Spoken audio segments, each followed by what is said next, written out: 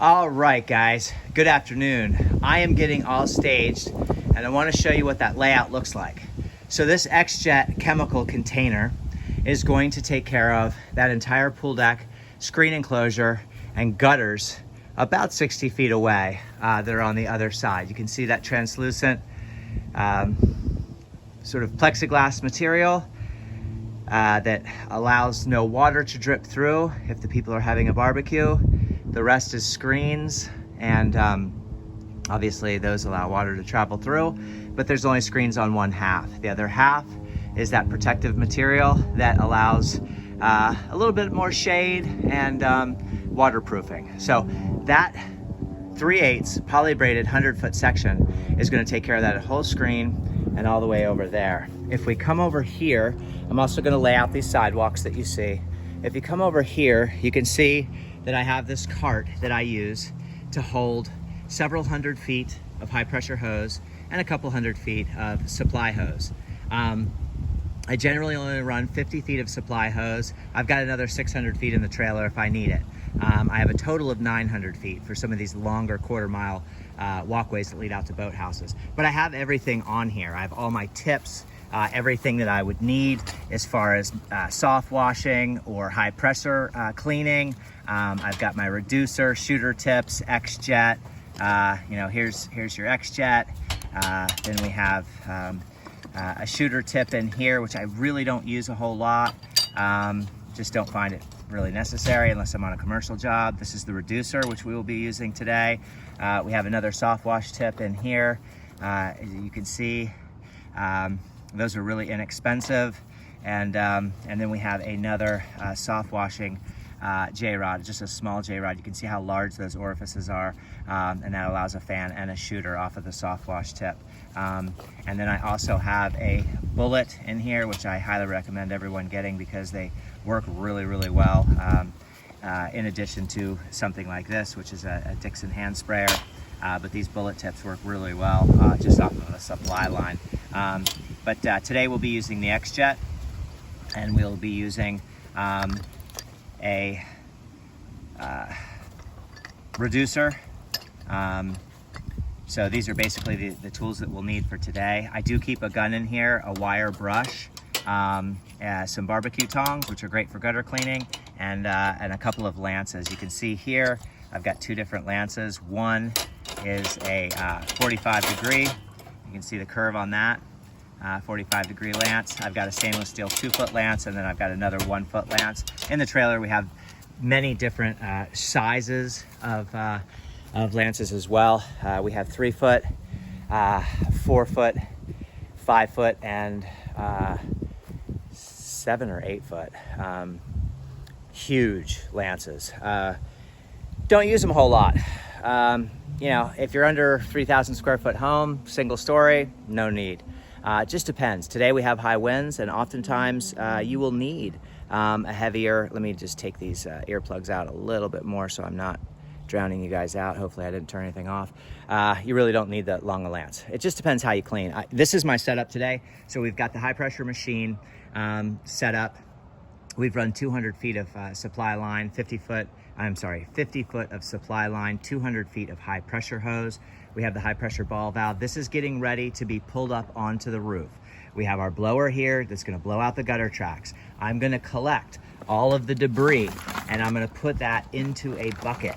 And these are the tongs that I use. They're really heavy duty. They scoop really well, and I can scoop up all the wet crap and stick it into this bucket. Once that bucket gets full, you can see how thick this is. Really thick and heavy. It won't rip, won't tear. Once this gets full, I can toss that off the side of the roof. And that way you're not making the people's home, look really, really horrible. If their yard, if the debris is not that bad and the yard hasn't been well maintained, you can get away with blowing a lot of that stuff on the ground. If it's real accumulus, then you can, if it accumulates, then you can just rake it up. I like to bag it up because I like to leave the place really tidy. We've taken all of the plants off the walkways. We have our surface cleaner sitting here ready and waiting. And what I want to show you guys, you can see the plants that I've taken off through here. Down here, you can see there's a pump up sprayer sitting right there. Okay, and that has SH in it and soap. and that's getting ready to do those planter trims, but I have to get the grass wet first before I do that. I want to show you guys efflorescence and the treatment. So I did a small test area of 3 bricks. This wall is completely white. I ran some Efflo on there. I did not do the process yet. I just ran a test area. It has been 40 minutes because I had to talk with some other neighbors and that type of thing. It's been 40 minutes since we put the solution on, and I want to show you what that looks like. We've also done some other things, and that's why we've been here for 40 minutes. But right when I got here, before I even started setting up, pulling anything out, I just ran up and did a quick test spot to make sure that this is something that I want to use. And as you can see here, this is the Efflo here, and this is the test areas here. So clearly you can see it makes a huge difference. And I want to show you guys what happens. So 1, 2, 3 bricks are clean, and we're gonna do 1, 2 right here. So if you can see here, I'm gonna lay it on from the bottom to the top, and that way that just sort of drips onto itself. Just gonna kind of go across there just like that. You can see the foam and what that creates. Okay, and then you're going to want to make sure that if you have grass down there that you are getting that grass nice and wet. I have dirt down there, and I'm just about to shoot all of the flashing and the house wash. That's just foam that you're seeing.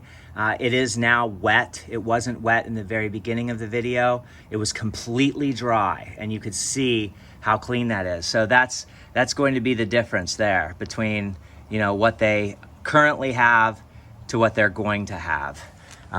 So hope everyone's having a great day. Don't be scared to invest in high-end products. They work. Get the F9 app. Get yourself educated. We have 3 different classroom settings that are going on.